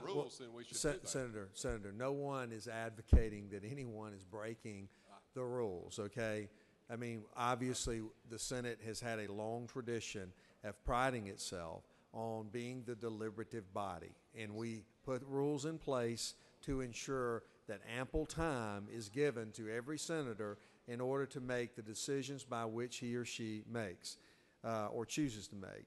And the rules are in place to ensure that that occurs. It is the interpretation of the Secretary of the Senate, and I concur with him, that the action of the motion that the senator from the 52nd is making does not under any way require him to serve notice to do so. Thank you. So, Senator from the 41st, what purpose you rise? Parliamentary State inquiry, Mr. inquiry. President. Is it not true this is an important bill to Georgian students in Georgia, and it would be appropriate, if not in the best interest of the state, that this conference committee have representation from both parties? And since the senator from the 5th would be eligible, we urge the president to consider him as a conferee. Very good. I haven't conferred with the senator from the 5th, but I appreciate you bringing that up. And as we have witnessed throughout our days here in the Senate in this session, there have been multiple great bipartisan efforts that have ensued and occurred. And if I recall correctly, even you passed the bill through this body as well, along with the senator from the 43rd and others. So, Chair recognizes Senator from the 40th. Parliamentary inquiry. State inquiry. Isn't it true that there's already a conference committee in existence, and all you want to do is do appointments? Is that not true? Correct. Okay, so there's already a conference. So the notice was given back last year for the original conference. All you're doing is changing appointments. I mean, no. Actually, that's not completely accurate. But there's about to be. The senator has moved that the Senate adhere. Senator from the 26th, what purpose you rise? No, waves off.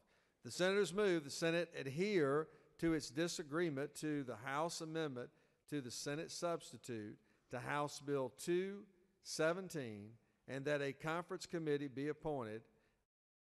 Is there objection? Without objection, the conferees will be the senator from the 52nd, the senator from the 21st, and the senator from the 1st. Now the chair recognizes the majority leader. Thank you, Mr. President. Now that we have all that straightened out, I'd move that the Senate stand adjourned until 10 a.m. on Thursday, February 8th. Thursday. Read the announcements. Rules will meet upon adjournment in 450 of the Capitol. Public safety will meet at 1 p.m. in Mez. Insurance and Labor will meet at 1 p.m. and 3:10 of the CLOB. Transportation will meet at 2 p.m. and 3:10 of the CLOB. Urban Affairs will meet at 2 p.m. and 1:25 of the Capitol. Finance will meet in MES at 3 p.m. Education and Youth will meet at 3 p.m. and 4:50 of the Capitol. And Judiciary will meet at 4 p.m. and 3:07 of the CLOB. That concludes the order.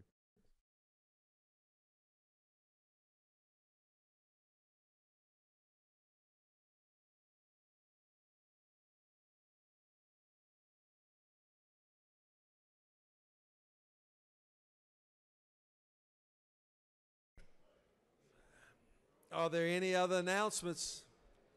The majority leader has moved that the Senate stand adjourned until 10 a.m.